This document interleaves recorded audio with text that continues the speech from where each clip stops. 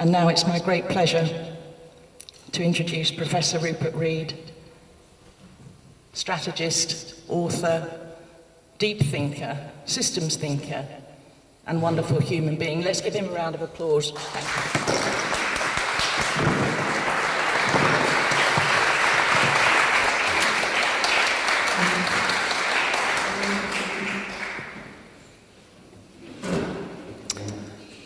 What if I were to say to you, be hopeful, be stubbornly optimistic.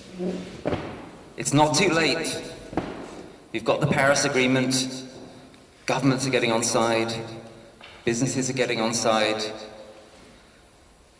It's 5 minutes to midnight. There's everything to play for. Let's all pull together. We can do this. Nothing really bad is going to happen. Everything's going to be okay. In fact, we've got this brilliant technology lined up, which is going to pull untold amounts of carbon down from the atmosphere.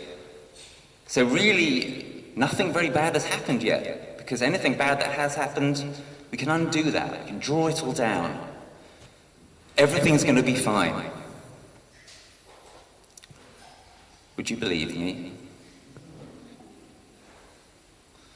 And even if you wanted to believe me, would you actually be energized? Would this message fill you with determination? Would it make you more capable of acting? What if I were to say to you, it's over.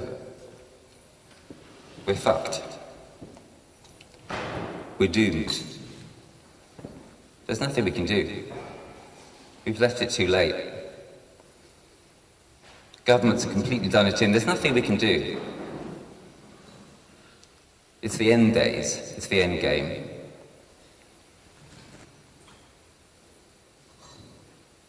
Would you believe me? And even if you did believe me, would such a message fill you with determination to act and to do something to make things better, at least to make things less bad? Because surely it's always possible to make things less bad, isn't it? It's always possible at the very least to reduce the harm. What if I were to say to you, it's not 5 to midnight. It's not even 1 minute to midnight. It's 5 past midnight. But here's the good news. It's only 5 past midnight. It's not the end of time. It's not the end days. It's not all over. There's no proof that we're actually doomed. There's no proof that human beings are going to go extinct, or that there won't be any future civilization. You have been very badly let down. We are no longer in the safe zone. That's true. We are in the age of consequences. Very bad things are happening already. Worse things are going to carry on happening for a long time. The 1.5 degrees that the 5 to midnight people keep talking about, that is gone. We were told that we needed to stay below 1.5 degrees to stay safe. We're not safe any longer. You've been let down. Your trust has been betrayed. We cannot trust our leaders to lead us through this. We may have to do it ourselves.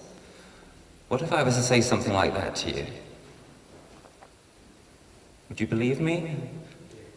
Yeah. And perhaps even more important, would it be a platform from which you could develop some agency, some sense of what we can do together, some sense of, based on reality, based on a hard look into reality, what we can do together in this situation to deal with this terrible, unprecedented crisis that our so-called leaders have dropped us into? would that give you some sense of a potential collective agency and perhaps of determination to do what we can? Yeah. Good, because that's what I'm going to be telling you. That's where we are. It's 5 past midnight, but the good news is it's only 5 past midnight.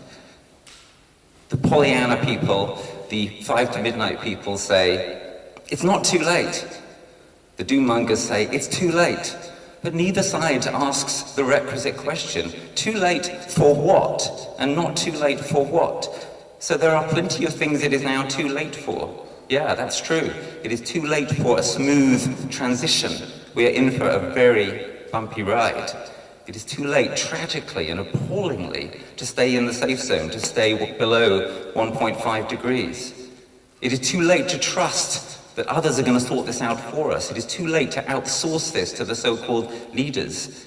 And in fact, even some of the scientists have let us down because they've been pretending that everything is going to be fine and the process can be trusted.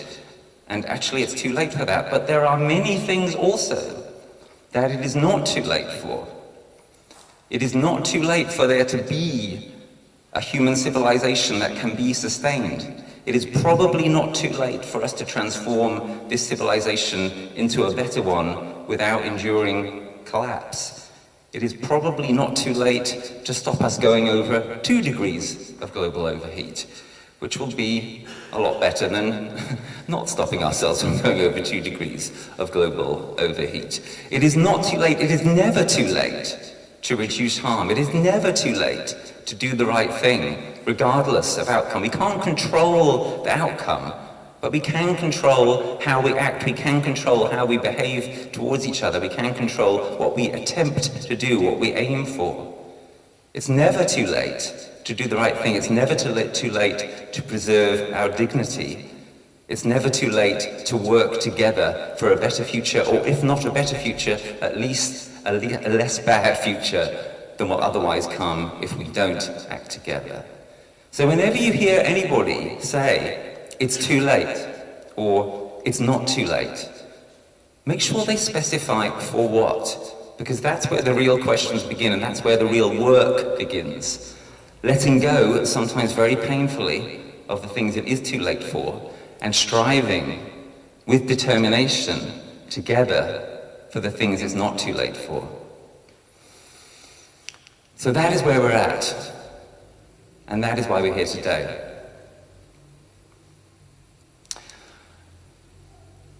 What are we to do? Where are we to start? What is our point of departure for the action that follows from this kind of diagnosis?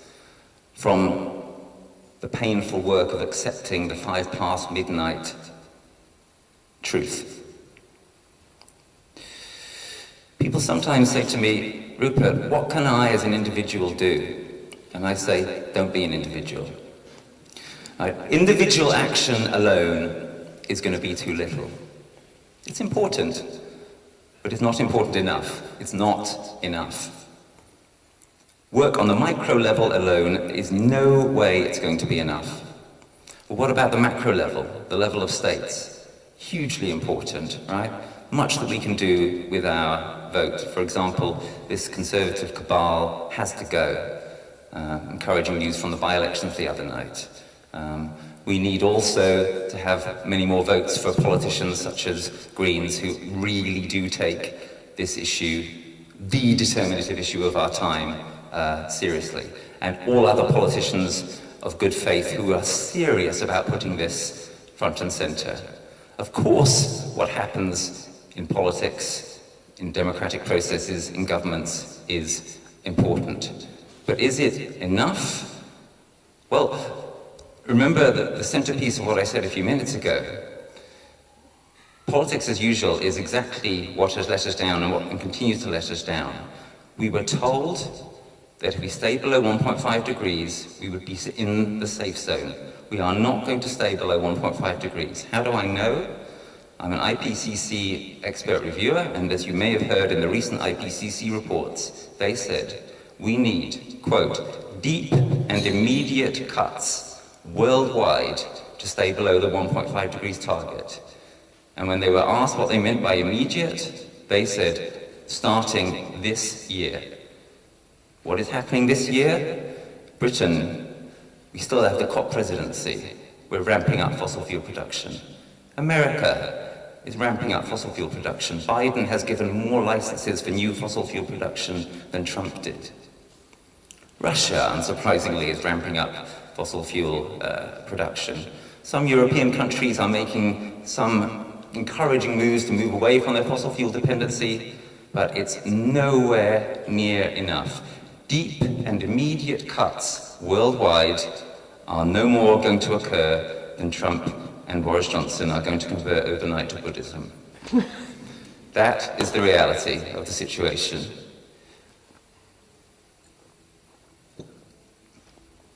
So we cannot trust governments to hold this. They are the ones who have let us down the most of all.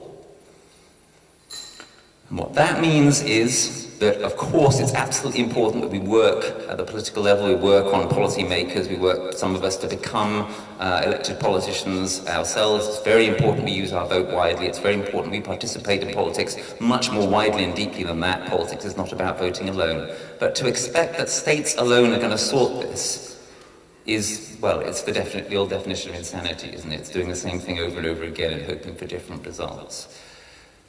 Our so-called leaders are not going to lead us out of this. They need to be led out of this by us. So the macro level should sort this, but is not going to. We've had 26 COPs, climate COPs. There's no reason to believe that the 27th is going to be any more effective. And the only way it could conceivably be, is if it is put under an untold level of new pressure from civil society. What is civil society? Well, look around the room, folks. This is us. This is where it's at. The meso level, the level in between the micro and the macro. If real change is going to come, that's where it's going to be led from. And I want to suggest to you in particular two venues, two aspects of that meso level which are going to be of critical importance. One is geographical communities, where we live. Right? People in their neighborhoods, in their parishes, town councils, etc. People on their streets, people perhaps banding together to grow food together, to give ourselves some kind of buffer against the terribly dangerous times that are coming.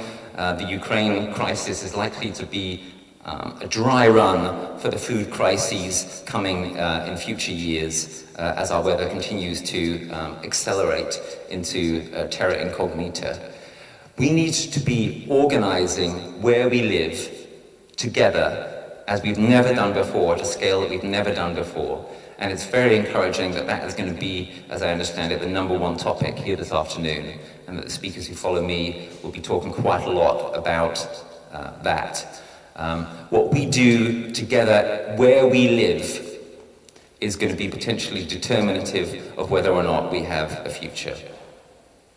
And the other area is where we work. And I think this has been the most neglected of all, actually. Our labour power, our power as professionals, some of us, our power as business people, some of us, or our power through professional organisations, through trades unions, through business councils, through round tables, Federation of Small Businesses, etc., etc. Many of you in this room have some kind of power under that heading. Nearly all adults still today spend half of their waking hours during the week at work. They might be at home while they do it, but they're at work. We're at work. If we're working from home, we're still at work, right? Workplaces are a huge, huge opportunity. There are so many aspects of them that have to be transformed. One of the reasons why geographical communities are absolutely critical is because they are the way we can bring home to ourselves and to other people the vulnerability, the unsafety that we are now in. If you just talk to people about 2050, about mitigation, about reducing greenhouse gas emissions, it still sounds an awful long way off to most people. If you start saying to people, you know what, we're going to grow more food right here, right now, together, because we're worried about the vulnerability that we're entering into with Ukraine, with these weather crises that are exploding, with the growing instability around the world, partly as a result of the endlessly ramping up climate crisis. If you say that to people, and if you show that you mean it by actually doing it, then a mind bomb starts to go off in people's heads. Wow, it's really happening. People mean it. They mean it. They're not just talking about some far-off distant date. They're talking about now, and they're doing something about it. It changes people's minds. The same applies in businesses. There's a whole agenda of adaptation and resilience for businesses, for institutions, for workplaces. How reliable is your supply line? How reliable are your premises? Yeah, I was speaking recently to a green-leaning food business. They had an interesting experience last summer in the brief heat wave you may remember we had last summer, quite severe heat wave. They're a food business, right? They rely on refrigerating things and transporting them and so on. They found out that their air conditioning cut out at 34 degrees centigrade. It simply stopped working at that temperature. It was designed to work in temperatures up to 34 degrees. That was an interesting revelation for them. That showed them something about their lack of resilience. This is what adaptation actually means. It's a whole agenda. And then there's a whole agenda of mitigation also for businesses and institutions and workplaces. Everything from where is your work located? What are you doing to reduce commuting? To what is your product? Is it making the world a better place? What are you doing with your profits? What are you doing with your lobbying power? This is absolutely critical. Lobbying is not something that businesses do as a sort of accident or a sort of voluntary additional activity. It's a central part of what they do. Right? It's how they give themselves a good working environment and how they put themselves in a position to get an edge on others. Traditionally, what most businesses have lobbied for is regulatory exemptions, loopholes, lower taxes, etc. Now just imagine for a second that you had a group of businesses and then a large group and then a larger group that were lobbying for the opposite. Imagine them lobbying for a higher level playing field for everybody. Imagine them saying, we want to be taxed more in such and such a way, such that you will act with the proceeds to defend us against what's coming down the track, to help us to mitigate, to help us to adapt. That again would be a mind bomb. That would be a real story. That would be man bites dog territory. Yeah? If businesses were to turn around and say, we are ashamed and furious that governments have let us down. We want you to regulate us better so that together we have a future. So many aspects of where we work that require to be changed. And we can change them. We can change them through professional associations, through trades unions, through stakeholder engagement, through organizing, through activism, through action of whatever kind. It doesn't have to be activism as such. So, geographic communities and workplaces. Those are the two central locales. There are many others, but those are the two central locales, in my view, of what I'm calling the moderate flank. This is what we need now. The radical flank, which some of you in this room probably have been involved with in the last few years, and I was myself, Extinction Rebellion, etc., achieved something fantastic in 2019. Achieved a shifting of consciousness, moved the agenda, made climate denial something which was no longer legitimate in countries like this one, no longer a possible position to take up. But it needs to be followed up. It needs to be followed up by real action at scale. And that's why we need what I'm calling a moderate flank. That's why we need people to take action at scale, in real geographic communities, in workplaces, to make it real, to make it happen, to make those changes. We cannot rely on governments to do it for us, but if we lead from the ground up, then we'll be pressurizing them in the best way that we possibly can, as well as achieving change in the most direct way that we possibly can. Okay, I want to leave plenty of time for discussion, because there's a lot already in what you've heard from myself and from Kim. Before moving towards a conclusion, I want to say one thing which is of critical importance. Some of you will be persuaded by what you've heard. Some of you won't have needed persuading. Some of you will already be there, right? The radical flank had... Just wanted to say, some people at the back, I think it's because of where the speakers are, can't hear you very well. Okay. So can you pull it down a little bit? Yeah. Say something. Is that better? Is that better? Ah, right. Thank you.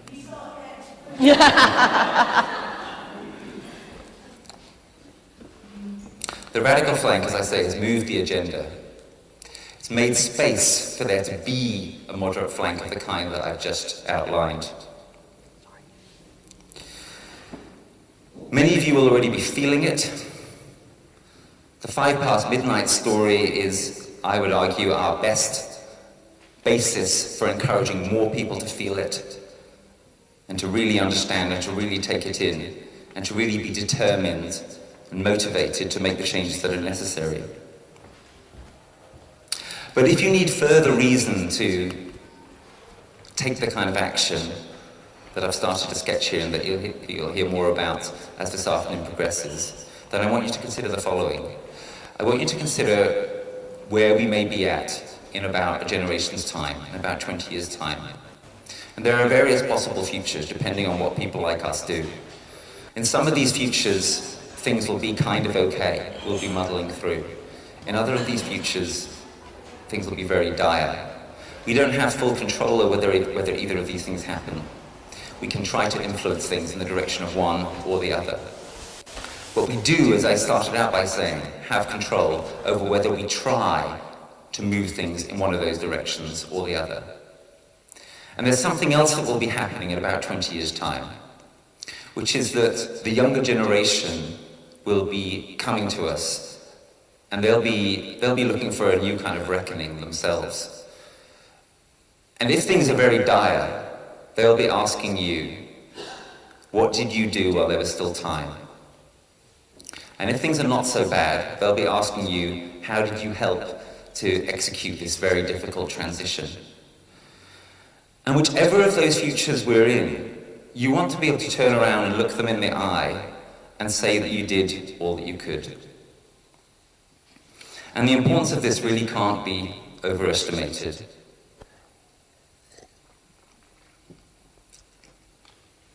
The only thing